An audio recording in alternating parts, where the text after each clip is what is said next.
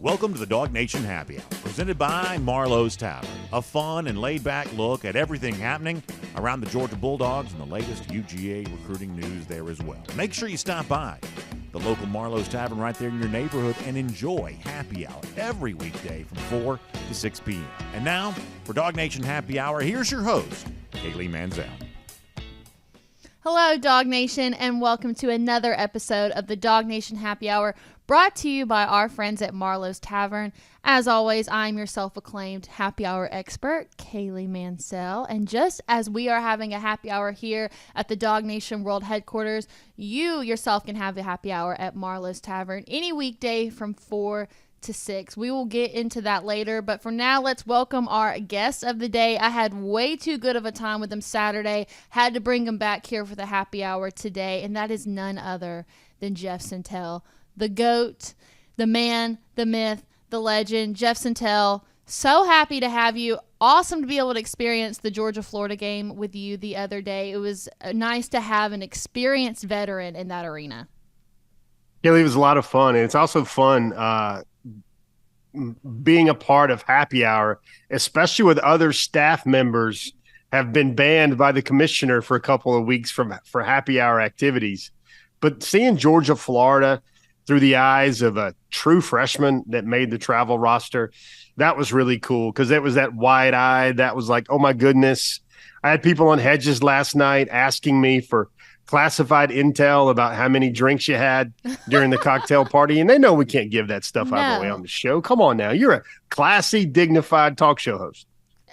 Well, thank you for not sharing that information. Not like there was any information to share in the first place. We were well behaved. We did our job, and we still had a good, sober, fun time. Now, Jeff, you did all that you could to prepare me for what it was going to be like.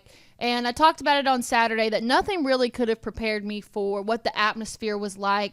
But one thing that you didn't warn me about, and I still have been thinking about it all week, I'm sitting in the press box, and I look over to the left of the stadium, and I just see people's bare legs. And I'm so confused. And come to find out, they have swimming pools in Everbank Stadium. You couldn't have told me about that ahead of time. That was like culture shock to the max. I mean, I figured if I don't warn you about mullet overload and ankle monitors and jean shorts, then I think you're good. I mean, it's funny. You listen to locals, and they're like, oh, that's so played out. That's been around for 5 or 6 years.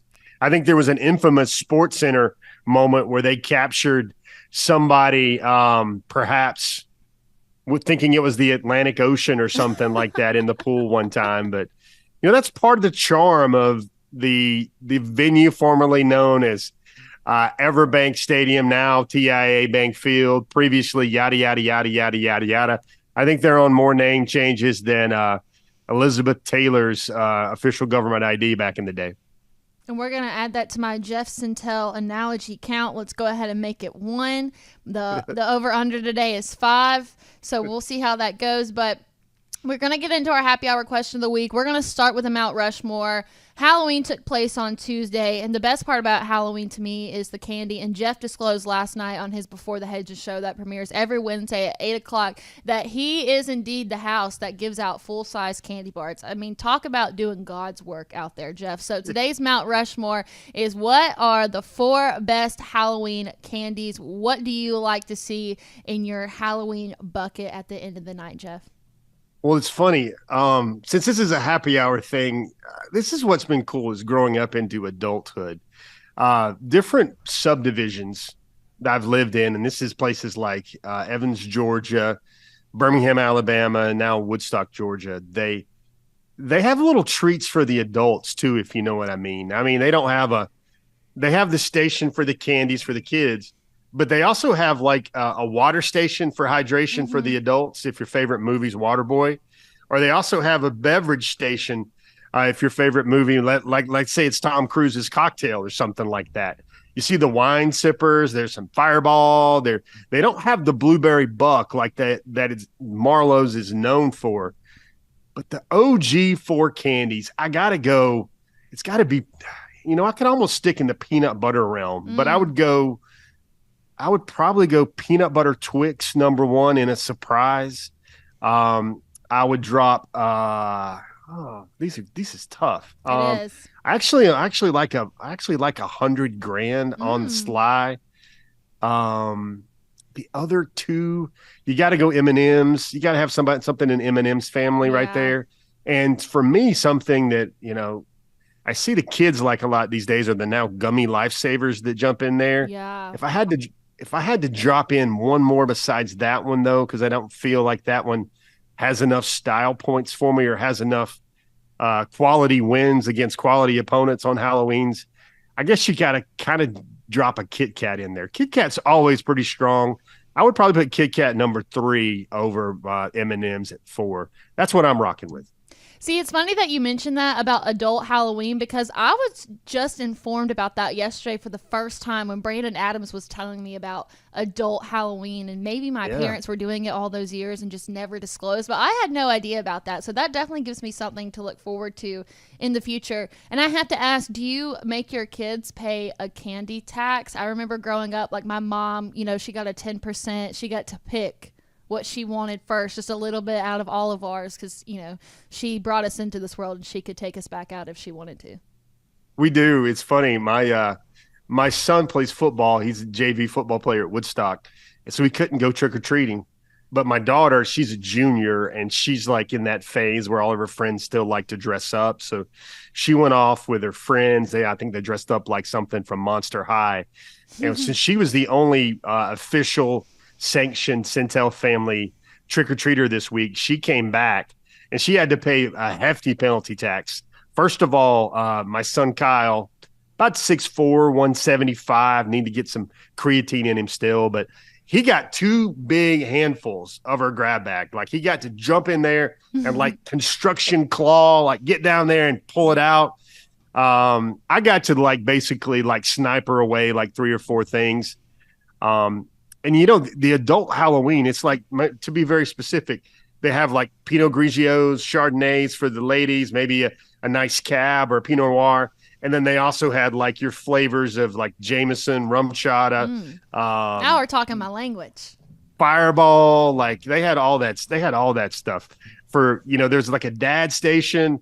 And then there's really funny. Sometimes people have fun with it. They have like the old school, used to be like Zima back in the day, but now they have a seltzer station. And I see that. And even though I have been known to have a seltzer every once in a while, your Halloween first aid station for adults does not need to have seltzers, I believe. That's kind of like the softening of America. I think a Fireball would be just as good or something else like that.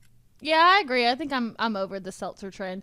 For my Mount Rushmore of Halloween candy, I'm going to start off strong with a Reese's. I don't like peanut butter. I'm very open about that, but something about a Reese's tucked into all that chocolate, I think that was always a thing growing up I was the most excited to see. Whether it's the minis or the actual size ones, Reese's always hit. I'm going to go with you also say Kit Kats. Kit Kats is something I only eat around Halloween time because I've started to like chocolate less and less as I've gotten older, but Kit Kats are the bomb. The mini bags of Skittles. They has to be the small, tiny bag. Those just taste better to me. And then my last one, this is a little bit controversial maybe. This might be like the Deion Sanders of Halloween candy. Either you love it or you hate it. And that's an Almond Joy. And I don't know why. Maybe it's because my siblings didn't like Almond Joys and I could just snag all of those up. But I think I would take an Almond Joy over everything on the list. I actually have some in my house by my bed for that late night snack that you need, or, like the Snickers commercials. You're just not you when you're hungry. Give me an Almond Joy and most of my problems will be solved. 2 quick follow-ups. One, I kind of treat this candy like the bronze or golden Easter egg at Easter. Whenever I see anything Heath, I like Heath bars. And I don't really realize I love Heath bars, even though I don't eat a lot of chocolate these days. But whenever I see a Heath, it's kind of like a unicorn Halloween candy to me. That toffee gets to me. Whenever I see one of those, that's kind of like that dual threat quarterback that also runs a 4.5 or something like that and throws it 70 yards. You're just not expecting to see like an outlier candy. If you had to think about like the NFL Europe of candies or something like that are not mainstream, but they're the outliers that pack a big punch, I would like a Heath bar. But this is my most important question, and it centers around your number one answer on the board. Okay. What do you think about freezing the Reese's? Like, do you have a distinct, like, frozen cold Reese's peanut butter cup versus straight out of the retail bag, straight off the convenience store shelf? I do admit a frozen, almost frozen Reese's packs quite a punch. I've had the frozen Reese's. I know that it tastes a little bit different, but if you know me, I'm a lukewarm person. I like lukewarm water. I like lukewarm Dr. Pepper, like room temp. I don't know why I am the way that I am. Sometimes I wish I wasn't that way, but that's how my brain is wired. So I like a Reese's straight out of the bag, just how I like my Dr. Peppers and my water. It's got to be room temp. So maybe that contributes to the reason why. The only thing that I freeze that is not or doesn't come that way is grapes. I always freeze grapes with some lime juice, and yeah, it's basically like dessert. So that's probably why I don't do my Reese's cold. But I respect all of those out there who prefer it that way. No hate or shame. You do you. Now, we do have a jam-packed show. We're going to get to Missouri later, but as always, we're going to recap on the Florida performance. And man, nothing could have prepared me for the outcome of that game. That first opening drive, Florida came out. I was like, I have to admit, I didn't feel good about it when I watched it, but Kirby addressed it in the press conference. It's happened in games before. We don't get the first points on the board, and it's like these teams come out with their big trick play to get everything started, and then they just give us nothing from then on out. So I see the pattern of trend moving forward. When teams score on us first, maybe I won't be as nervous, but we've got to talk about Carson Beck. I mean, we said that in the Georgia-Florida game, that's when quarterbacks either make or break, and Carson Beck certainly made. He completed 19 of 28 passes, 315 passing yards, 2 touchdowns, and no interceptions. So from your point of view, Jeff, do you think that's the best version of Carson Beck that we have seen this far? I don't, actually. I thought this was kind of just like kind of running I kind of thought that was like cruise control 70 on the interstate Carson Beck. I think the best of Carson Beck we've seen so far. I always judge quarterbacks under duress when they're in a big, tight spot. And that's how maybe some of the best play Stetson Bennett had last year is when he had to lead the Dogs to scores on like the last 6 or 7 drives of the game against Missouri to kind of prevent that upset last year on the road in the SEC. I thought Carson in the Auburn game was borderline brilliant, especially because he converted all those third downs, especially since it was his first road SEC start, especially since he found Brock Bowers a lot. I mean, the way he kept delivering for Georgia when they absolutely had to have points and had to have scores. I think Carson's getting into a really good comfort zone right now where he realizes he doesn't have to do too much, but he utilizes all the weapons around him. Mm-hmm. We also must be very, very accurate here and point out that what you're seeing now with Carson is he's got perhaps, especially when he had Brock healthy, the best collection of wideouts Georgia has had during the Kirby Smart era. But you pair that up with an NFL arm. He's been there and done that. You know, one of the things we got to write about this week is just like the way somebody that's been covering Carson since 2017, 2018 sees Carson. He's a very smart, chill, laid-back guy. Mm-hmm. He's got a math-wired brain. He has a love for Rubik's Cubes. Like, he's the type of guy, like, when you watch him now in 2 minutes, it's literally like he's doing this in his mind, looking at coverages, looking at the box, looking at his matchup, looking at where he's got overloads and where his protections are. He really, you know, even though I think and most people they kind of correlate Carson Beck with a lot of physical skill and NFL tools. I think that brain, and that's something that Kirby Smart brought up in his post-game press conference, is he says he's really elite at all the things we need him to do, whether it's, you know, run the ball here, go RPO, throw the ball there, not putting his team in bad situations with ball security and ball protection and drive protection. I think you're seeing a really maturing quarterback, and it's kind of funny to think about it.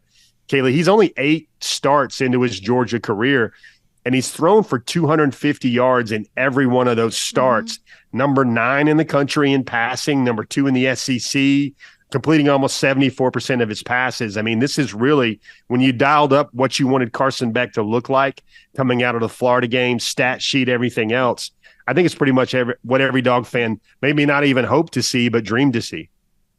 Yeah, and this is his first season as a starting quarterback. He waited his time, and he certainly proved to be the quarterback that, Todd Monken was really impressed with Carson Beck. He made that very clear. We're seeing that image that Todd Monken knew that he could be. And so my next question to you, Jeff, is would it prove beneficial for Carson to stay another year and continue to develop, or do you think that he has a better shot of trying to go to the NFL now? Because based on the numbers and how much he's developed, he is an NFL quarterback already, just his style of play.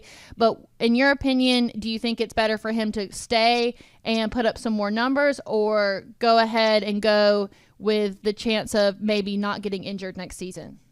Yeah, it's a very calculated decision he's going to have to make, because look at this year with quarterbacks. You got Shedeur Sanders, you got obviously Caleb Williams, you got Drake May. You've got a lot of type quality, top of the board type quarterbacks coming out in this draft. The next year, the next draft class, not so much. So the other thing you got to think about, Kaylee, is Carson still won't graduate until, I believe, in the spring at the earliest. That's something that weighs on families and parents' mind. But I think the main thing is we've seen a lot of quarterbacks and a lot of players at Georgia have a certain draft grade or draft expectation in October, November that changes wildly by the time the playoffs roll around and then December, January gets here. Mm-hmm. I think the evaluation and the stock for Carson is just going to keep going up and up. Two things to think about. One, a lot of NFL folks, analysts, draft writers, and even NFL GMs look at how many games you've started in college football as a barometer for maybe how good you'll be in the NFL. There's lots of data out there, but I think Georgia's data is kind of going to be an outlier because he's played against NFL type players at Georgia for the last 2 or 3 years, going against Georgia's number 1D a lot of times, going against Georgia's number 1D exclusively almost now as the starter at Georgia. So I think it's going to be a sliding scale. One thing it will do, especially on the recruiting end, is it would create a logjam in terms of players. You would expect at least one transfer out of that. Maybe even the most likely candidate would be Brock Vandagriff, because there's a lot of places in the SEC I think he could start. If Carson comes back, Brock will graduate this fall, and that might be a situation where he's looking for another home because Carson would have another year. And then you've got Gunnar Stockton, you got Dylan Raiola, you got Ryan Puglisi. That would certainly be another incredible quarterback room for Georgia. But the longer Carson stays at Georgia, the better it is for Kirby Smart and Dog fans. You just got to realize Carson's going to get to the end of this season, whether it's in the middle of January or it's, the 1st of January, and he's going to sit there and go, maybe my projection has me among the top 50, because Kaylee, the projections right now says he's a top 50 pick in next year's draft. But the difference between top 50 and a number 10, number 12 pick in the NFL draft the following year might be upwards of $15 to $20 million. Well, regardless of if one of our backups stays and the other one leaves, we're still going to have one of the best quarterback rooms in the country, considering the two quarterbacks that we'll have in Dylan Raiola and Ryan Puglisi to follow. So if one of them decides to leave, we will wish them all the best. And I imagine, like you said, that one of them will stay. Now, another big storyline from this past week with the Florida game, first full game without Brock Bowers. The big question was, how good is Georgia actually without Brock? And we really saw the emergence of Oscar Delp, a true sophomore. How did he help fill the absence that Bowers left, Jeff? I think you got to remember, Georgia didn't have Brock Bowers, but not any other team they play usually has a tight end as good as Oscar Delp. Yeah. Oscar Delp's been at Georgia now. This is his second season. He's got the ability. He was the number 2 tight end in the country. Not many guys on this schedule Georgia faces have a player like Delp, much less Bowers. I think the one-handed catch gave him a lot of momentum. Definitely. I think the other thing that was really striking to me is how healthy and explosive Ladd McConkey looked, because Ladd is, what everybody's told me for the last couple of years is Ladd is a future NFL draft pick, probably 2nd or 3rd round draft pick, especially the way he shakes and wiggles away from DBs in the SEC. That's the best conference in the land. He's certainly capable. A healthy Ladd really adds a lot to Georgia's offense. And then you got Dominic Loveit. You got the emergence of Ra Thomas. I think the injury, while unfortunate, very unfortunate, that happened to Bowers, it gives Georgia's the rest of the weapons on its offense the stage, the platform, the showcase to show what they can do as well and get better in the process as they kind of go up the pecking order in terms of where Carson's going to look to put a ball on a playmaker and make a play. I'm glad you bring up Ladd McConkey, Jeff. I almost cut you off there, but I let you finish. You called it on the Dog Nation Game Day show Saturday. You said that you thought that Ladd McConkey was going to have the best game of his career at the Georgia-Florida game this past Saturday. I should have put the clip of it in here, but you know what? Do you know something that we don't, or were you just that confident? Do you have like some sort of crystal ball, like witchy woman Halloween thing going on, or were you just that confident that with Bowers gone, this was McConkey's time to shine? Ma'am, I think there's something called Centel's Intel to that. Sometimes our crystal ball, we don't use it for recruiting predictions alone. You've been around the Georgia program. You've been around football as long enough. You can sit there and look at and see football is a next man up game, and Ladd is certainly deserving of next man up. I think the next guy I would look for, that's another game another guy I touted is Marcus Rosenby, Jack Saint. I think he's got a big game coming in his back pocket as well, or at least a big drive or a couple big touchdown catches. All right, now we are going to shift our attention to Missouri. I have not been shy to let everyone know that this is the game of the gauntlet stretch that I've been the most concerned about. But then when I thought about it, Georgia is coming off a super emotional rivalry win over Florida, even though it was a blowout. And Missouri is going to be well rested as they're coming off their bye week. How big of a factor do we think this is going to be in the outcome of a game? Somebody with a little bit of momentum on their side, or somebody who's had a little bit longer to rest and prepare for such a massive game? Yeah, good thing this is not the baseball season, because we know by now that a long rest really is detrimental. R.I.P. Detrimental. Is that too early? Is that too early to talk about that? I really like Georgia's matchup here with Mizzou. I do think it's going to have a lot of trickiness to it, because Missouri's kind of built creativity the way you would beat Alabama in the past, the way Ole Miss would beat a strong Alabama team in the past, was they'd be creative. Missouri's got that. The one thing I'm really going to watch is how clever Eli Drinkwitz will be in kind of getting his matchup that he wants isolated on the field. That's Luther Burden. That's all the playmakers. But I really think that Missouri is going to kind of hunt some certain guys that they think that can be made, can be had. I've seen Auburn do it. A lot of people are still trying Tyke Smith, and much to their detriment, because Tyke's playing like one of the best defensive backs in the SEC. But they think there's something there where they can win a matchup. Maybe it's their guys are a little bit faster. Maybe it's a size element. Also, Javon Bullard's a guy, even though he is the definition of a DGD and dynamite playmaker. You hear around the league, some teams are wanting to try and test Bullard because of his top end speed. Now, It's a game to me where I think the layers of the Georgia defense are going to have to kind of work in tandem and play complementary football. What I mean by that is Missouri's going to try and get some calls, going to try and get their playmakers isolated on the matchup they want. And this is that's a moment for Georgia's pass rushers. The emergence of Damon Wilson, Jalen Walker, Tyrion Ingram-Dawkins needs to come and play a bigger slab of reps for Georgia. Michael Williams, Jamon Dumas-Johnson needs to be doing that pose a couple of times in the Mizzou game as well. That's the things that are going to help make it easier for Georgia to cover Mizzou's offense. Because let's give some flowers here where they're deserving. Mizzou has a great offense, a great scheme. Kirby Smart said after the Florida game that Missouri is executing as well on offense as anyone in the country. You look at Brady Cook's numbers, a former 3-star quarterback, I believe. He has the same type of stat line, same type of stats juice as Carson Beck has, and that's remarkable considering there was a time when the fans were clamoring for him and booing for him to kind of take a seat and let somebody else get a shot. So there's a lot of things going on in here in terms of this matchup and what I think Missouri is going to do against Georgia. So I'm going to get your Centel's intel right here. We're going to play on your expertise, and that is recruiting. You had an awesome, super informational and educational slide on Before the Hedges last night. It was tail of the tape. And since 2020, Missouri has only signed 5 top 200 signees versus Georgia, who has signed 63, not even in the same ballpark while we're talking about the Braves, RIP.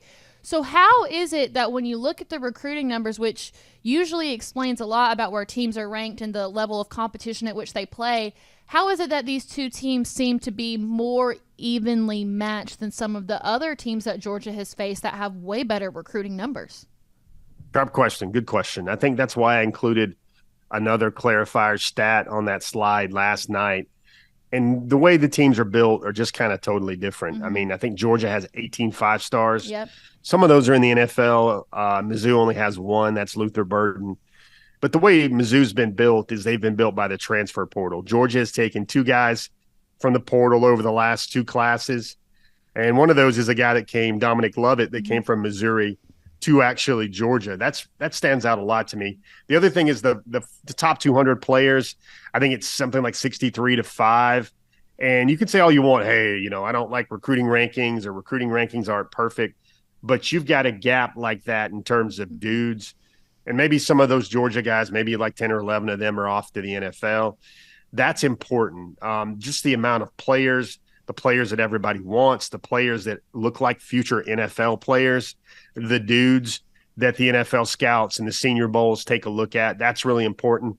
Another big hog molly, granddaddy long leg stat I dug up was the 2021 recruiting class. And Georgia, remember, that's the COVID year, pandemic year, where it was really hard to recruit. Georgia still has 17 out of the 20 high school players they signed, and those are juniors. Those are the backbones of your team. Those are the guys that are good enough to go to the NFL but still have to wait maybe those 3 seasons, do the NFL's agreement with the NCAA. Missouri signed 23 guys. They only have 8 left. That's a lot. That's a lot of the guys that are supposed to be your core starters, your big-time players, your team captain types that are not around. This is just a decided talent advantage for the home team in Sanford on Saturday. I think that's huge because I'm going to shout this until I'm blue in the face. Players really matter. The better players you are, the more explosive you are, the better you can do a lot of things you want to do. The harder it is to be contained, the harder it is to be stopped. And you combine all that with the fact that the Dogs are in Sanford in that type of home field, you can dig into a lot of stats. I've already started doing that this week. I don't think Mizzou has ever beaten a number 1 team. I think they're 0-14 against the number 1 team in the AP poll. Now, they did beat Oklahoma, that was number 1 in the BCS rankings back in 2010.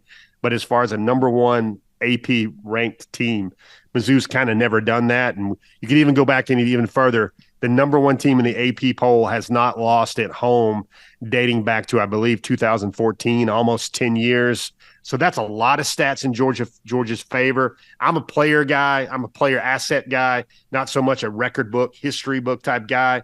And give me that team with the better players all the time, but really give me that team with almost, a 20-1 advantage in terms of 4-star elite football players that they brought into their program over the last 3 or 4 years.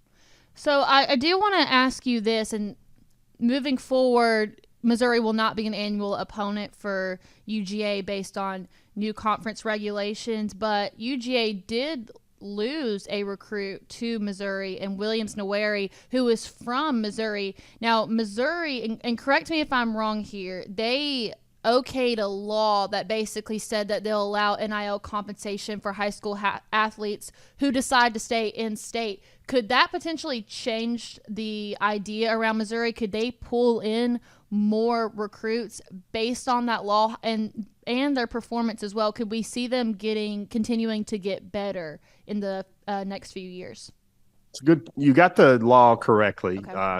Let me give a golf clap for Kaylee on that one. Good job. You pay attention during Before the Hedges, not just make the show run like a smoothly well-oiled machine. But I don't play Clash Royale while your show's going on. So that's right. Kaylee don't play, and Kaylee certainly doesn't play Clash Royale while we're before the hedging. No, I would say it's a good point, and it's a good thing. But I only think, Kaylee, that there's going to be about 2 or 3 players in any year kind of like Williams Nwaneri. There's Ryan Wingo actually this year. He's going to Texas. That's NIL.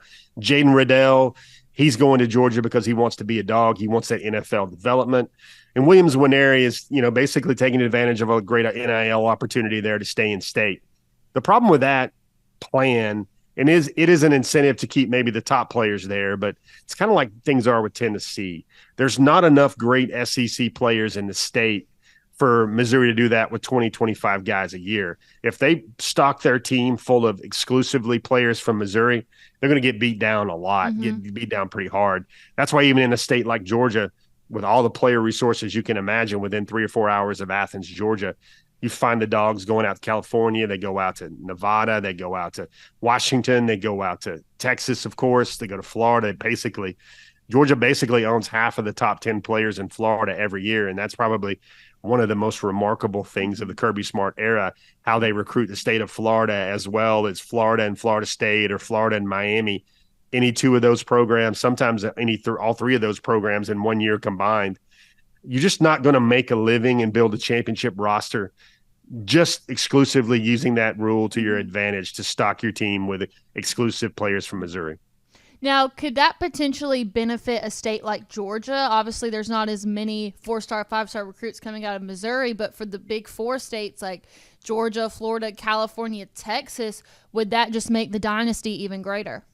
Yeah, but the thing that would be harder there is like Missouri, there's really only like 1 or 2 schools that big. I mean, like for Georgia and Georgia Tech, I mean, there's really only those 2 schools. But when you've got schools like Texas states like Texas and Florida and California, a lot harder to monopolize one thing in talent, especially in California, where a lot of times you're recruiting against UCLA or Stanford and other schools like that as well.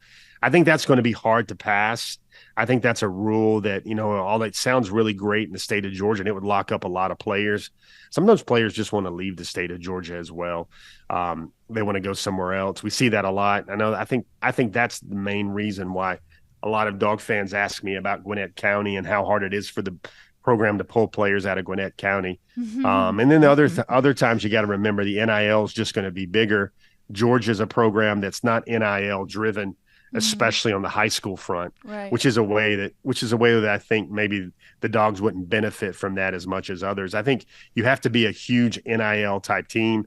Texas would be one of those. USC would be one of those as Florida well. State. That would really, definitely Florida State. Yeah, your 2024 recruiting Florida State. You won't believe, Kaylee, how many Georgia fans come up to me like, whether it's at Auburn or whether it's in Vanderbilt, and whether it's last week at the cocktail party, and they go, Jeff, what in the world's Kirby going to do about Florida State? And I was like, well, I don't know if we've reached that point, but Dog fans I know, especially South Georgia Dog fans, are already getting tired of what Florida State's doing with a lot of big-time players down in that part of the country. Well, they've still got a whole stretch of football in the ACC to play, so we'll see how much that money affects the outcome of the rest of their season. I still think that they maybe drop a game that they're not supposed to, a trap game supposedly. But another big storyline going into Missouri is it's Dominic Loveit's first time facing his former team. And in 8 games this season, he's had 35 receptions for 365 yards and just 1 touchdown. Do you think that at this point in the season, have we been expecting more based on what he did at Missouri, or is he on the right track? Good question. I think he's pretty much on the right track. I think the way things were going with Dominic was Georgia was probably going to look for his best football in November. And you throw out 365, the immediate place my mind went was I can see Dominic ending with about 500, 600 yards by the time the Tech game's done and in the books and everything else. I think he's trending to move forward a little bit better. I think it kind of is going to help a little bit with Brock for him to get his numbers up. Remember that great play he made, that explosive play he made against Florida last week? I think Georgia fans should get used to seeing about one of those per game with Dominic Loveit. And we always realize this, the one thing with Dominic, he's not huge. He's not big. So that reduces his effectiveness a little bit in the red zone inside the 10-yard line, because he needs more space, more wiggle to kind of get free from a defense. That's what he does best. So I'd look for Dominic Loveit to keep thriving. And, the one thing about, I'm glad you mentioned Dominic, because the one thing that goes through my mind, and will go through my mind on the game on Saturday, is the way the NIL works these days. Because I'm a believer that the money that Mizzou shelled out to get a guy like Luther Burden at the wide receiver spot it made those funds not so readily available to keep a player like Dominic Loveit. So Georgia lost the recruiting battle to Luther Burden, and he stayed in state for a lot of reasons. But And then it gives Georgia the ability to see what Dominic Loveit did against their top tier DBs a year ago, and how it was really hard for them to really hard for their dog DBs to shadow Dominic. And then they're like, that guy could help us. And because of maybe the NIL outlays to another player on the roster, that makes a guy like Dominic Loveit able to kind of come to Georgia through NIL to join their team as well. That's the one thing we got to stress, NIL. A lot of folks, even the good folks of the Georgia Bulldog Club of Jacksonville, were asking me the question. They were asking me, it seems like Georgia is lacking in NIL. And I would just say, not so fast, good friend, because Georgia may be lacking in the player enticement portion of NIL, but the majority of Georgia's NIL efforts are for player retention, to keep guys on the roster, and then maybe go get a proven player that's already done it in the SEC and college football, more so than a really promising high school prospect. Now, one person that we have to shine some light on in this rivalry is Eli Drinkwitz. What he's done with the Missouri program, where he started, his own fans booing him, and his decision for their starting quarterback to where he is now, only one loss to a tough LSU team. I have to ask you, Jeff, is Eli Drinkwitz the front runner for SEC Coach of the Year? Maybe, but you got to throw Kirby in there as well, basically, for always. what he continues to do. It's so funny. Georgia's been so dominant that, and this is something I want to just throw this out here, Kaylee. Do you know that there are several core players on the Georgia team, Malachi Starks, Michael Williams, Jalen Walker, that have never lost a football game in college football yet? It's a weird thing to process, isn't it? You're sitting there going, really, I'm not like a dog dreamer like maybe some other, like the over the top, fan here or whatever, but there's a good chance, Malachi might go pro after 3 years, should go pro after 3 years. There's a good chance he might never lose a game in college football. And I'm not knocking on wood, or I'm not putting that evil out in the world, but he's already over halfway there right now. And it's just crazy. And no, I don't think I think because it's maybe there's always something, there's prime time. Is Saban lost his fastball. Now it's the sign stealing saga at Ann Arbor in Michigan. I think it keeps people's attention from focusing really on what Georgia's doing, which is quite remarkable. Like the way they've won 41 out of 42 now. They're approaching SEC records. Like no stretch of the Nick Saban era at Alabama has ever been as successful as this 41 out of 42 stretch for the Dogs. The Dooley's Dogs were never, in the 80s, were never this powerful, were never this amazing. And I think Georgia's trying to hawk down now all the records in the book in terms of consecutive wins, but also consecutive SEC wins and everything else like that. It really is remarkable what's happening right now. So as we begin to wrap up, I do want to focus a little bit on what's going on in the NCAA as a whole right now with football. Tuesday night, the first college football playoff rankings were released. Georgia coming in at number 2. They did add a new core group of people to the committee this year and former coaches. Do you think that number 2 was the fair spot for the Georgia Bulldogs? I like the number 2 spot. I know Kirby Smart probably, when he heard about him through the text message or whatever, he was probably like, can you not make us 5th? Can you not make us 4th? Be happy with as much disrespect and bulletin board material as necessary. But let's look at it analytically, what it's supposed to be, Kaylee. It's supposed to be not the perception of the team and the talent level, but how well they've played so far this year. So that's the part where you try to swallow it and you go, okay, Ohio State beat Penn State, Ohio State beat Notre Dame. Those are 2 big kind of top 12-ish, top 10-ish type wins. And that's what they're supposed to go on. They're supposed to go on what has happened on the field and not as what is left to take place. I really, Kaylee, think it's a nothing burger, because there's no way in the world Georgia is going to run this gauntlet and get by Florida, Missouri, Ole Miss, Tennessee, and then Georgia Tech. And the Dogs are undefeated in the going into the SEC championship game. They'll be number 1 by a mile, and that's probably the way it should be. Yeah, certainly the number 2 spot is not enough for the 7-5 status argument, is it, Jeff? No, it's not. It's not. Yeah, it's funny. And you know what?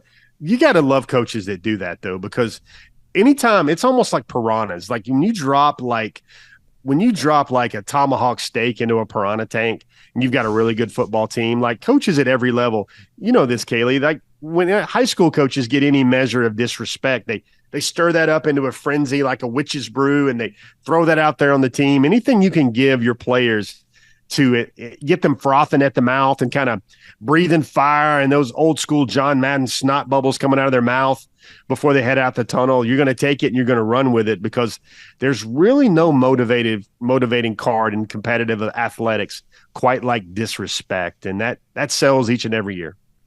Tomahawk steak and a piranha tank might be my favorite Jeff Santel analogy of all time, mostly because it kind of rhymes too. So I have to give you kudos on that one. That was good.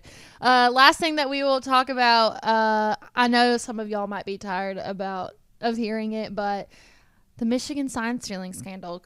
Coaches around the Big Ten are apparently putting pressure on their conference commissioner in the wake of the investigation to impose some sort of punishment.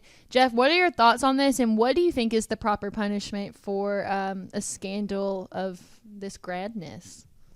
Yeah, it's funny how they're putting pressure on the new Big Ten commissioner, Big 12, Big 19, Big whatever 22 they are commissioner, now.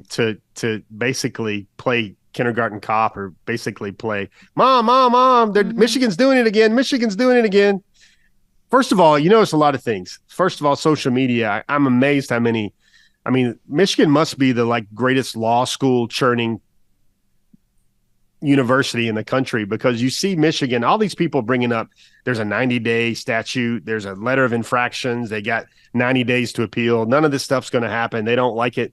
The talk of the conference commissioner stepping in, but the big thing with Michigan is it makes you wonder. Michigan kind of steadied the Jim Harbaugh era over the last 18 months or so. The 2021 season when they finally beat Ohio State, last year how they made it to the finals again and beat Ohio State again, and then this year, which may be, according to NFL draft analysts, the most talented team Michigan has had. And they're having to stoop to this level to maybe provide the competitive advantage. That's one of those things that Michigan folks, they don't like to hear, that Michigan needs this extra incentive, or they need to go and get additives in order to play great football and for their 144th team. I think one of the things Michigan fans gets to me is I don't know how to feel about that, Kaylee, but they refer to the team as Team 144 because it's the 144th edition of Michigan football. That to me feels way too Grey Poupon to even talk about when you're intersecting with SEC football. What do you think about that? Team 144, instead of just calling them the 2023 Wolverines. I mean, it feels a little excessive, doesn't it? But then again, Michigan always finds a way to separate itself from the pack and continue to make headlines, good or bad. It just blows my mind. Just when you think it can't get any weirder, or just when you think it's reached its limit, more and more information comes out, especially all the stuff that's going on with Central Michigan and him allegedly being on the sideline. He's got those weird, sketchy glasses on. It just keeps getting weirder and weirder, and there's going to come a breaking point when I think that the biggest piece of evidence has yet to come out. So I'm curious to see how it all plays out. Now, it's a long-term thing. The NCAA takes forever to investigate, so it's not going to be an issue which is solved in the short term this year. They can't impose any sort of punishment on them in the few weeks, but I think that we have yet to break the biggest news of the story. I think it's going to be a big full circle moment, and when it comes out, it's going to turn some heads and drop some jaws, Jeff. I think it's untidy is the best way I can say that. It's now whatever Michigan does for the rest of the year, and let's say they do somehow beat the Dogs in Houston, or they have a great playoff game where they get by a team they shouldn't. Everybody's going to sit there and think, what's Michigan doing now? Number one, I think the thing that, to me, the biggest riddle is they've acted with credit card receipts and paper trails, like they kind of wanted to get caught, or they didn't care if they got caught. And that to me it just doesn't make a lot of sense. And you've got a better football team, but now you have to resort to a lot of these things, and you've got the rest of the conference kind of rallying against Michigan. And Michigan, let's be fair and balanced here. They haven't really played a football game yet, a really good football team yet. Nobody believes they've played anybody. Nobody's sitting there, banging on the walls and banging on the drums saying, why is not Michigan number one? Look at how dominant they've been. I think you're going to see a lot of backlash in terms of national awards. Maybe this is the year that the Joe Moore Award doesn't go to Michigan, and maybe it rightfully goes to the Georgia Bulldogs this time. It's just one of those things. Remember those funny commercials for the NFL Network where the season is scripted out? Oh, yeah. It just kind of feels like, you couldn't script this stuff out. When you think about what's going on in Clemson with talk show callers and what's going on in Michigan and Ohio State for a time, Ryan Day wanted to punch out Lou Holtz, or talking about it's Ohio against the world. Yeah. And all these things that are going on in college Ohio football, State and the like media versus the world, right? Yeah, that's right. That's right. I don't use this card very often. I tread lightly with it, but I will say that if the Michigan program was ran by a woman, none of those obvious blatant mistakes would have been made. Because Jeff, women are like the FBI. We can find you anything you need and cover up anything you need. So it's just the public Venmos with the state name in it. I mean, it's just at what point do you say that, yeah, we're going to get away with this, because you've got that little adrenaline rush, like, okay, we got away with this. Well, how much more can we get away with? It's just like, in my head, how did you not have that little voice in your head that's saying, okay, maybe we've got to clean this up? That's just, I can't wrap my head around that. If you're going to do something like that and you're going to do it so excessively, you've got to do everything in your power to make sure that you have no paper trail. I don't like that. And I mean, especially when you've got the players. Can you imagine if Georgia would have resorted to something like that over the last couple of years? It is an insult to the players. Yeah. I mean, it would, whatever you accomplished on the field, it would put a dark cloud over it when, everything Georgia's done in the NFL, everything Georgia's done in development, the NFL draft, all these win streaks we're talking about, the great Stetson Bennett story. You're either better or you're not. And to me, it feels like you listen to Kirby Smart this week and he doesn't even know what day Halloween is. And then he's just so focused on the grind, the matchup, the team. You remember, like they said, Kirby Smart even said they took a look at Missouri during the off week before they fully tunneled their efforts towards breaking down and scheming up for putting the plans in and installing things for Florida. I think this staff will be prepared. I think they still try to know how to win football games on the field rather than – and, this must be said as well. I thought Deion Sanders had a really good point. Yeah, it helps when the other team knows what play is coming, but I think Prime even said you still got to stop it. And a lot of times in the NFL, you knew the ball was going to Jerry Rice. You knew the ball was going to Calvin Johnson. You knew the ball was going to LaDainian Tomlinson, and you still had to try to find a way to stop it. It still is a game where you've got to move men out of the way, and you've got to go through men in your way to win football games. And I think that's the way Georgia's built. They're not built on the Spygate or spy glasses or incognito credit card receipts and everything else like that. Well, we will wrap up here on the happy hour. Jeff Sentell, always so happy to have you. Your Before the Hedges show airs every Wednesday, 8 o'clock. What do you have coming out on the site this week before the Missouri game? What can we read from you, Jeff? We're going to go a little bit deeper on that Lucky Dogs thing we had from last night on the Hedges.